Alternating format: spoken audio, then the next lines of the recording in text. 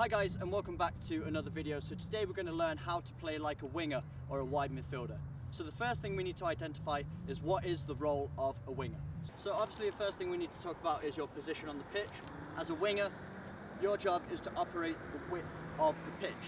So your duties in the attack are to either beat the fullback and get a cross in for somebody else to score, or you can even cut in and get a shot off yourself. So you're a very creative player on the pitch, and you have a big influence in the attacking play. And the reason I love being a winger is because it's that one position on the pitch that is the less risky place to lose the ball. So you can take a lot of risks, you can be very creative in the attack, and if you do turn the ball over, it's not a risky place for the opposing team to have the ball. They can't get a shot off from the wing, they have to build the play again. On the flip side, you also need to be defensively aware as well. Especially in the modern game, outside backs and fullbacks are almost like wingers these days. They're almost like hybrid wingers. So you need to be aware of your opposing outside back, making sure he's not doing overlapping runs outside your winger and receiving the ball and getting crosses in or shots off. That's your man to track as well. And when your team's defending, you're tucking in and helping the back four and midfield defend as a unit.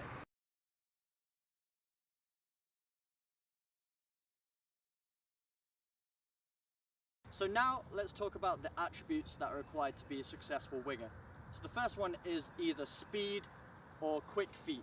Ideally you want to have both, but if you have one over the other, you can still get away with being a good winger. So if you want to learn some quick feet drills that are going to increase your foot speed, click on the link right here and it will take you to a training session that's going to improve your quickness of your feet. And if you want to get faster as a player as well, also click the link right here. This is going to take you to a workout that's going to improve your speed. But the reason we need that is because we want to be very dynamic. We've got to go at our fullbacks a lot, and you can either use speed to get around him, knocking the ball past him and beating him with speed, or if you're not the quickest of players, as long as you have quick feet to trick him into going one way and then take it in the other, you can get that 2-3 yard advantage that is enough to either get a cross in, or if you're going the other way, get a shot off as well. Another attribute that's very important is fitness and stamina.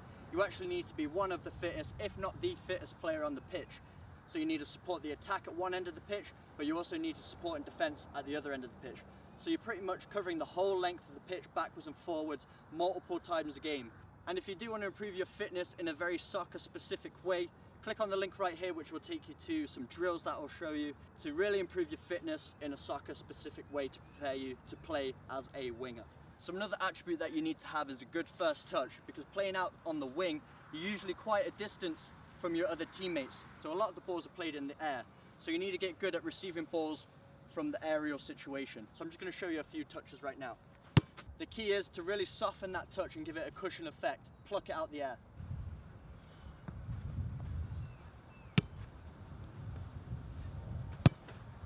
So as you can see, when I'm plucking it out the air, I'm using the top of my foot.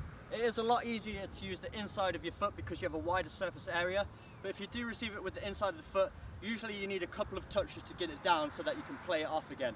When you receive it on the top of the foot, you're really able to get it nice and low, so it's almost killing the ball in one touch. So let's show you a couple more.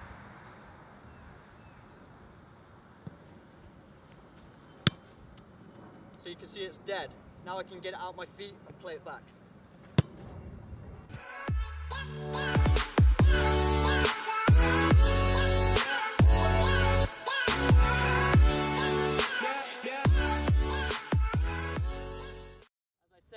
Watch what happens when I use the inside of my foot.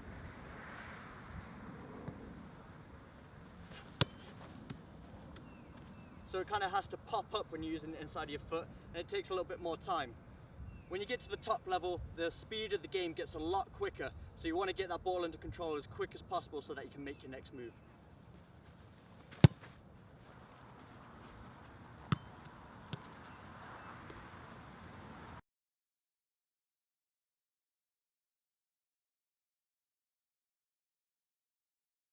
Now there are often times on the wing where you get stuck in trouble and you've got a defender on you and there might not be the opportunity to play the ball back, play a pass inside, so you have to get out of trouble. And through that you can use a couple of crafty moves that I've tried to master that have really helped me get out of trouble in these situations. And they're very simple, but they're very effective. So the first move is a stop and start. We're using the cone as a pretend defender, and what we're doing is we're going to dribble to the ball, stop it, and what happens when you stop the ball is the defender goes flat-footed because he stops with you. And then when he goes flat-footed, you start again. Because then he has to take off from a flat-footed position and you're going to have a speed advantage over him. You're going to have that 2-3 yard advantage to make your next move. So I'll just demonstrate for you really quick.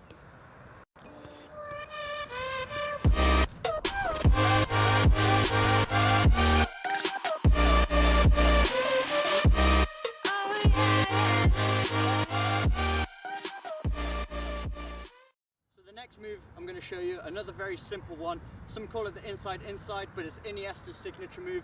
Other people call it La Croqueta. So we've got a defender here right on the line, and there doesn't seem like a possible way out. But what we're going to do is a quick switch of the feet. So we're going to show the defender the ball, and as he starts to make his move, you're going to shift that ball past his foot and then take it with the other foot down the line. But it's got to be nice and quick because you need to accelerate straight after to get away from him. So I'm just going to show you it at full speed. A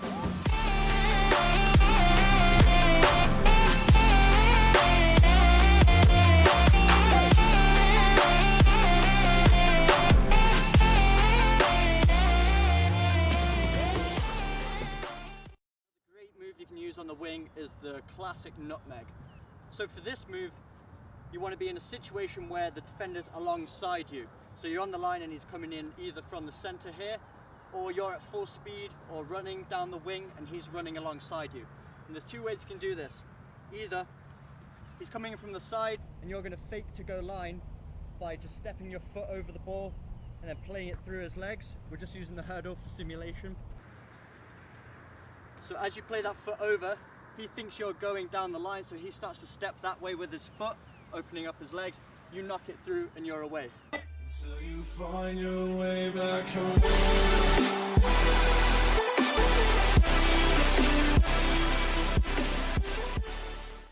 second way you can perform this move is when the defender is running alongside you as you're dribbling.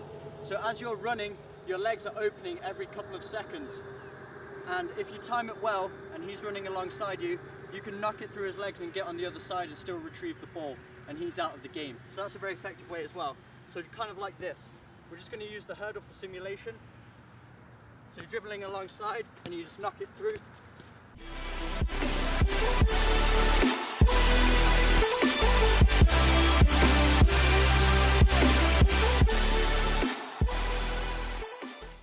3 very simple but 3 very effective moves that you can use as a winger to make your game even better. So now we're going to talk about how we go at the fullback when we have some space, when we've received that pass and we've isolated the fullback one-on-one. To help me out with this, we've got Andrew from Boost Football, but he's going to be acting as the defender. Now what typically happens, what I see a lot with especially younger players, when they receive the ball out on the wing, they see a defender, and instead of going at the defender, they try and get away from him. They try and just take it end line, or they try and take it inside. But look what happens when I take it end line. I've just made it so easy for Andrew to defend me there, because all he has to do is try and keep up with me and stop me getting the cross in. Now I'm going to show you a more effective way that you can dribble at a fullback and pretty much beat him more times than not.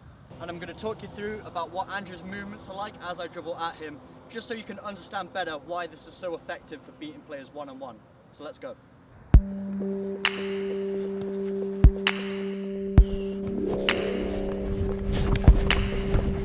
So let's look at this again in slow motion so we can really see what's going on. As I approach Andrew, I'm straight on and I'm taking a small touch of the ball with every step to keep it tight to my foot.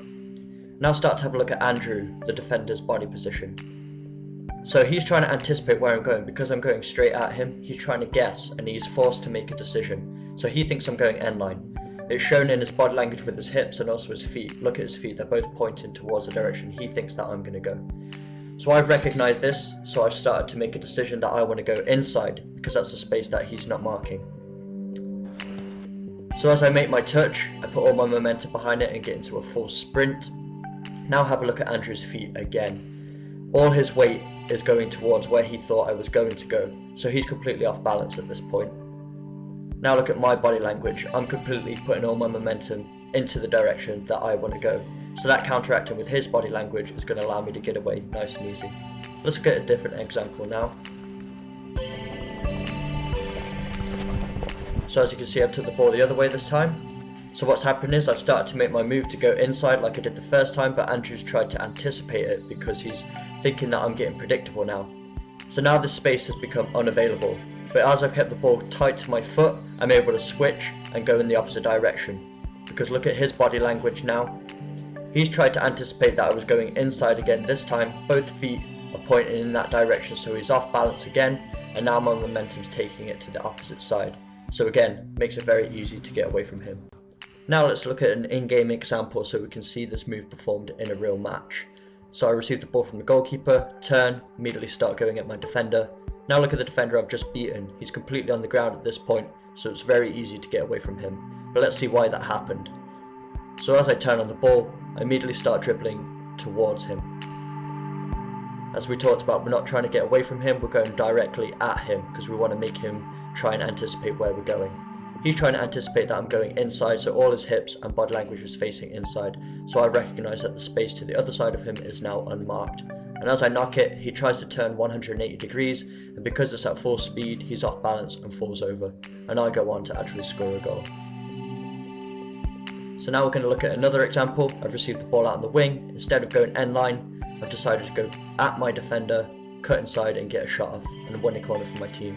So let's see what happened here. So I've started to take smaller touches, keeping that ball under control, going directly at my defender. So now he has to make a choice and try and anticipate where I'm going. He thinks that I'm going to go end line, so that means I could recognise that the space to the side of him is now unmarked. So that's where I'm going to take my touch. Take small touches, then I make my move. He's off balance, I can get my shot away.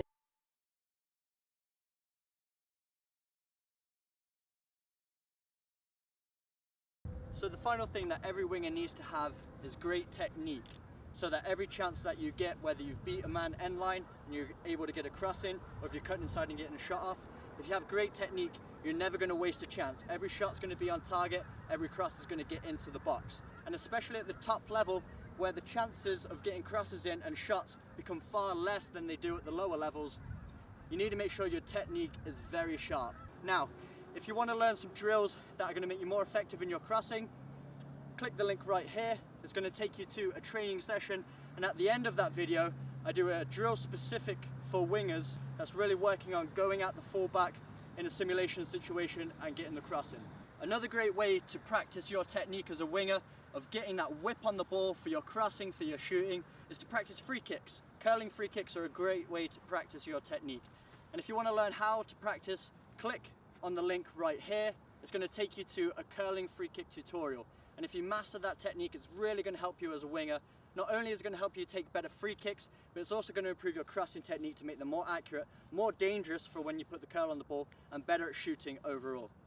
So that's everything I have for you today. That's all the different attributes, the different skills, and the different roles that are needed to be an effective winger, especially at the top level. So I hope you enjoyed this video. Big thanks to Boost Football for helping film this video. Make sure you check out their channel. It's on the screen right now. If you did like this video, give it a thumbs up. Subscribe for more tutorials and more training videos every single week. And as always, leave a comment with any further questions, and I'll see you in the next video.